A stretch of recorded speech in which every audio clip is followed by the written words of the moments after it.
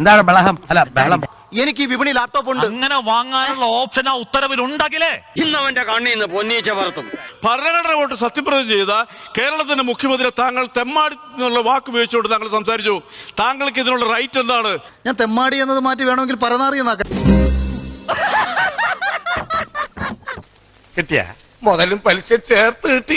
MK Premendran എന്ന് പറയുന്ന ഒരു ജനപ്രതിനിധി മുൻ മന്ത്രിക്കെതിരെ ഒരു ഇതുമില്ലാത്ത രീതിയിൽ അദ്ദേഹത്തിന് അത് പറയാമെങ്കിൽ, ഒരു ബിഷപ്പിനെ നിഷ്ഠജീവി എന്ന് വിളിക്കാമെങ്കിൽ, അല്ലെങ്കിൽ എടോ പോടോ എന്ന് വിളിച്ച് സംസാരിക്കാമെങ്കിൽ, മന്ത്രിമാർക്കാവാമെങ്കിൽ ആ പോയില്ലേ അതുപോലെ സകലർക്കും ആകാം. സുംഭയ ഉൾപ്പെടെ പല വാക്കുകളും ഇതൊക്കെ അദ്ദേഹത്തിന് സമ്മാനിക്കാമെങ്കിൽ എന്റെ കാഴ്ചപ്പാട് നിങ്ങളെയും എന്നെയും മലയാളീസിനെയും ഇവരെയും പോലുള്ള എളിയ പ്രജകൾക്കുമാകാം നിയമലംഘനം. ഒരുപാട് മോശം കാണിച്ചിട്ടുള്ള ഒരാളെന്ന് ഞാൻ വിശ്വസിക്കുന്ന, കാരണം അനുഭവം കൊണ്ടും പ്രവൃത്തികൾ കൊണ്ടും നമ്മുടെ മുന്നിലേക്ക് എത്തുന്ന ഡേറ്റാസ് കൊണ്ടും ഞാൻ വിശ്വസിക്കുന്ന ഒരാളെ അത് വിളിക്കാനുള്ള അവകാശം ഈ രാജ്യത്ത് ജീവിക്കുന്ന ഒരു പൗരനിൽ എനിക്കുണ്ട്.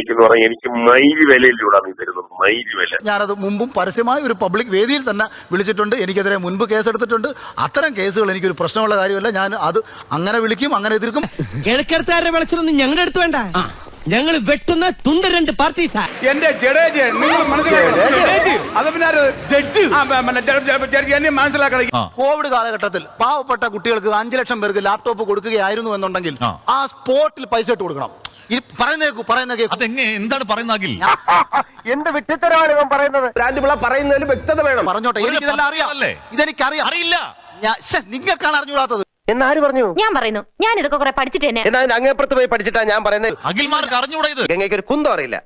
എനിക്കോ എനിക്ക് ഇഷ്ടപ്പെട്ട ലാപ്ടോപ്പ് ഞാൻ വാങ്ങും.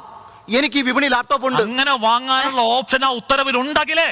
എന്നാര് പറഞ്ഞു? ഞാൻ പറയുന്നു. അതായത് ഞാൻ വ്യക്തമായിട്ട് പറഞ്ഞു കഴിഞ്ഞാൽ 27/3 അത് അതിൽ രേഖപ്പെടുത്തിയിരിക്കുന്നത് തന്നെ ഇപ്രകാരമാണ്. ഞാൻ പറഞ്ഞു തരാം. പബ്ലിക് ഉണ്ടെന്നേ. എനിക്ക് ചൊറിഞ്ഞ് വരുന്നുണ്ട് കേട്ടോ. ഉണ്ടെന്നേ. ഇത് രണ്ടാമത്. ഞാൻ ഉത്തരവിട്ട് തരാം. ഇയാളെന്നെ പഠിപ്പിക്കൊന്നും വേണ്ട. എനിക്കറിയാം, ഉത്തരവുണ്ട്. ജനകീയ കോടതി ഈ വരുന്ന ഞായറാഴ്ച ആരംഭിക്കുന്നു. രാത്രി 7:30. ഗ്രഹണി ആസ്മയൊക്കെ ഉള്ള പിള്ളേര് പതിവായിരിക്കുന്നതിലും 10 അടി തള്ളിയിരുന്നോണം. പൊട്ടിപ്പാറുന്ന അടിയാ നടക്കാൻ പോകുന്നത്.